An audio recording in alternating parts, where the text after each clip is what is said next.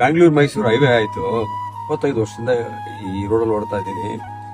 ಇವಾಗ ಹೋಗಿ ಮಂಡ್ಯ ಬ್ಯಾಂಗ್ಳೂರು ಹೋಗೋನು, ಆಗ ಮಂಡ್ಯ ಬ್ಯಾಂಗ್ಳೂರು ಹೋಗೋದು ಡಿಫ್ರೆಂಟ್ ಲ್ಯಾಂಡ್ಸ್ಕೇಪೇ ಚೇಂಜ್ ಆಗ್ಬಿಟ್ಟಿದೆ.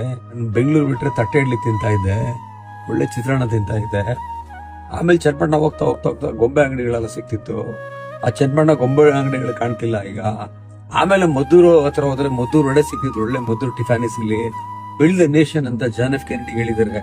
ಆದ್ರೆ floats also has taken livelihoods of millions of people on highways, different parts of the world. Next ಮುಂದೆ ಹೋದ್ರೆ ಬಾಬುರಾಯನ್ ಕೊಪ್ಪಲ್ ಅಂತ ಇತ್ತು, ಅಲ್ಲಿ ಅಣ್ಣವರು ಡಾಕ್ಟರ್ ರಾಜ್ಕುಮಾರ್ ಅವರು ಬಂಗಾರಪ್ಪನವರಲ್ಲಿ ನಮ್ಮ ಭಾವನು ಎಸ್ ಡಿ ಜಯರಾಮ್ ಅವರು ಡಿಸ್ಟ್ರಿಕ್ಟ್ ಮಿನಿಸ್ಟರ್ ಆಗಿದ್ರು ಮಂಡ್ಯದಲ್ಲಿ. ಕೊಪ್ಪಲಲ್ಲಿ ಹೋಗ್ಬಿಟ್ಟು ತಲೆ ಕಾಲ್ ಸಾರು, ನಾಟಿ ಕೋಳಿ ಸಾರು, ಮಟನ್, ಮುದ್ದೆ ಇದೆಲ್ಲ ಸರಿಯಾಗಿ ಹೊಡೆದು ಮುಂದೆ ಹೋಗಿ ಬರ್ತಿದ್ರು. ಅಂತ ಹೋಟ್ಲುಗಳು, ಅಂತ ವ್ಯಾಪಾರಿಗಳು, ಕೊಂಬೆ ಮಾರೋರು ಅದೆಲ್ಲ ಮಾಯ ಆಗಿದೆ ಇವಾಗ.